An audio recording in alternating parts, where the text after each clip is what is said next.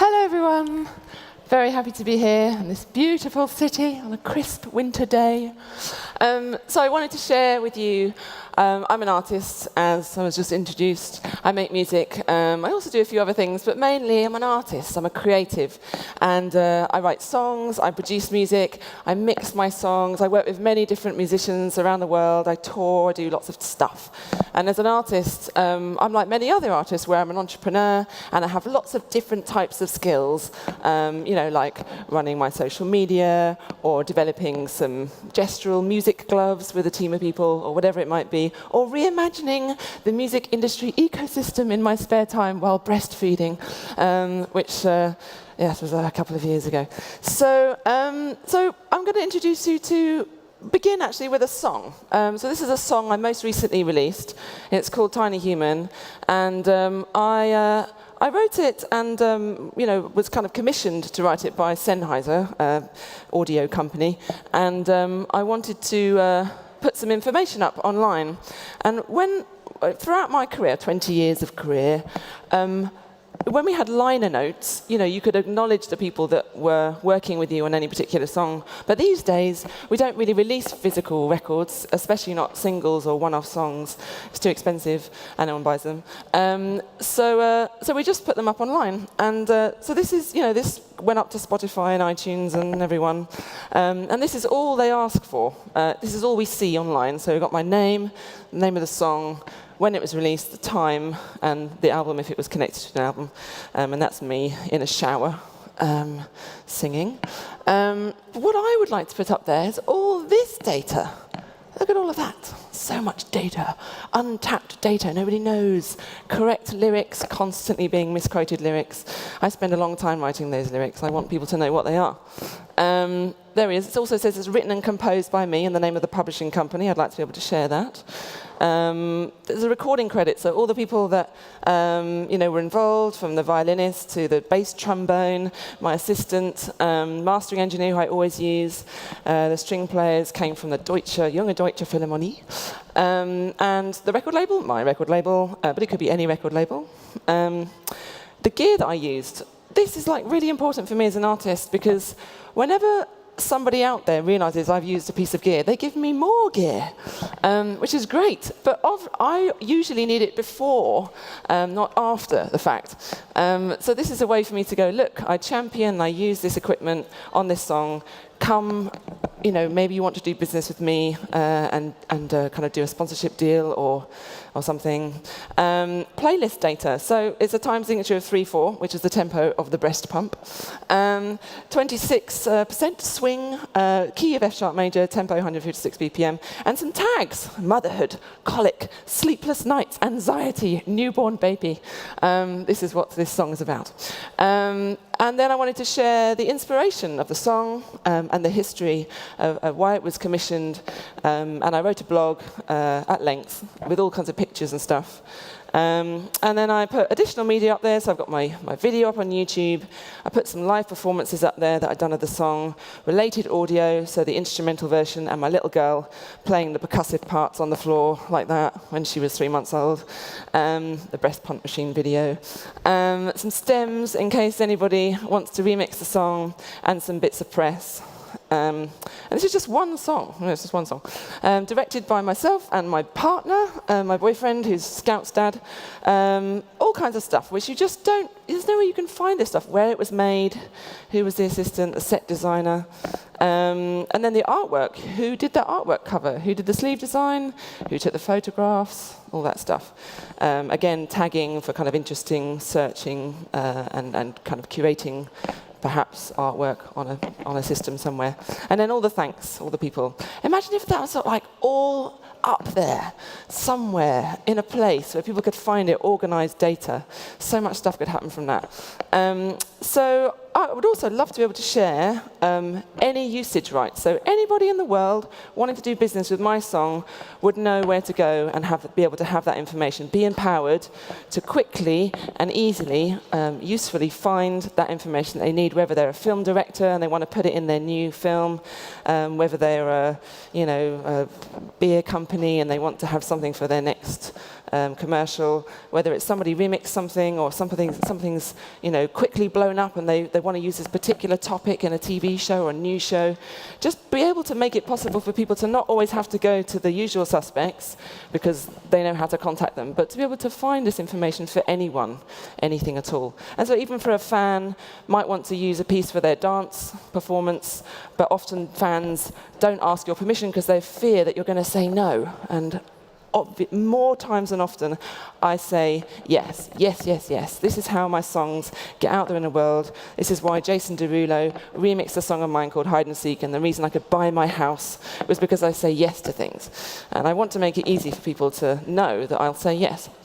I also want a system. Imagine if every single person on that list, of that big long list of data, in a smart wallet. You heard a little bit about blockchain earlier. I'm very excited about the potentials of blockchain and what it's doing for our industry, kind of catalyzing, catapulting us into thinking about reshaping a more flexible, a more sustainable, fairer, cleaner system.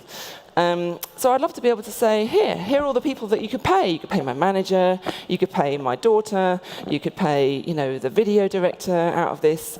At the moment, you have this extremely complex, opaque system of collection of money and data around the world. And each person would have their own digital wallet ID, and there'd be no need for any banks if it was on the blockchain, Anyway. So here we go. This is the current state of affairs in the UK. If you are a radio broadcaster, then this is how the money gets filtered down to me as an artist. I'm right at the end of the chain there. Streaming, right at the end of the chain. Download, right at the end of the chain. Direct sync, right at the end of the chain. But I'm the first person to upload it and the last person to receive money.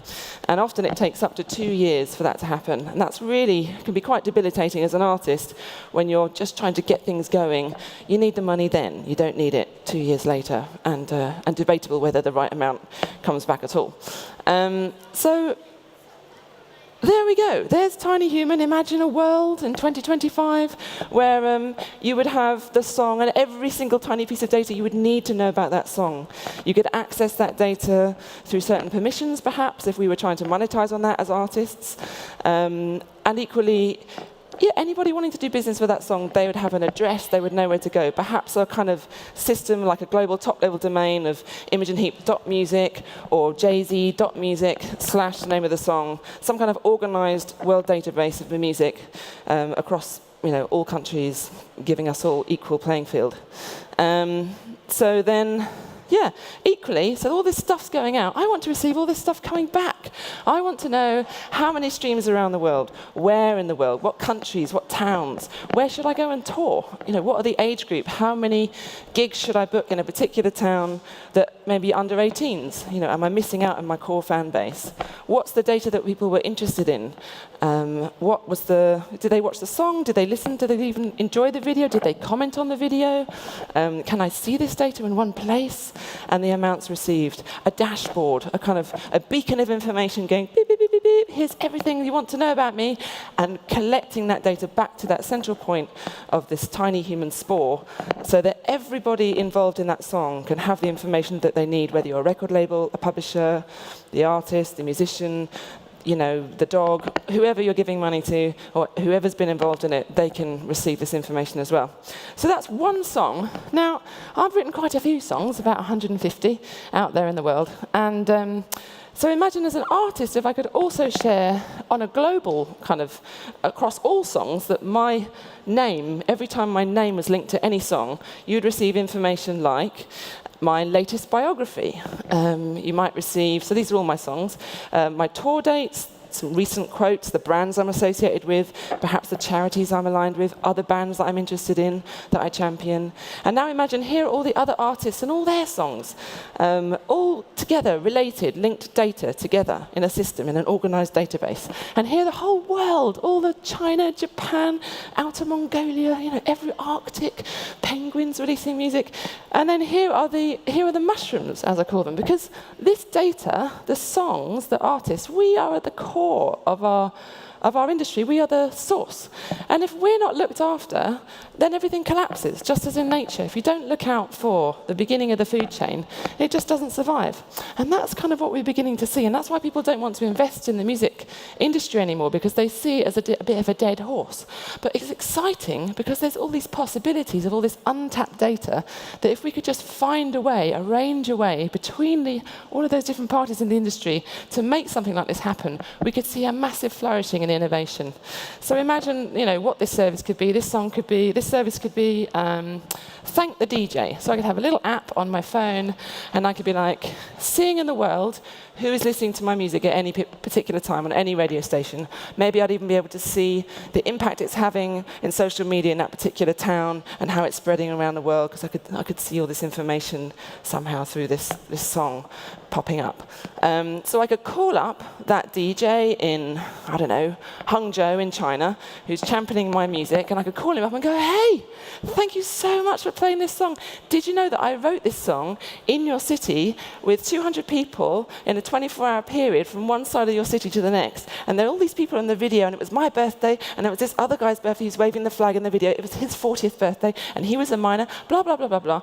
Everybody in that story, then in Hangzhou, everybody and myself reaching out via my songs like the mother and the umbilical cord out to her children, being able to connect with them, being able to get these postcards back from them about where they are and who they're interacting with, and thank the people who are championing my music, like this radio DJ.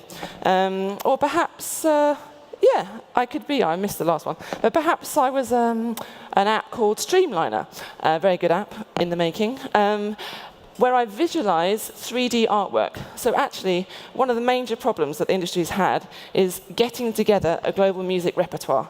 Just millions of pounds being wasted trying to collectively do this and failing.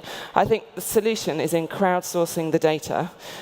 There's this app that you can take a picture of the artwork, existing artwork. It can translate text into data and could start to populate a database like this, which is verified by all the different parties involved.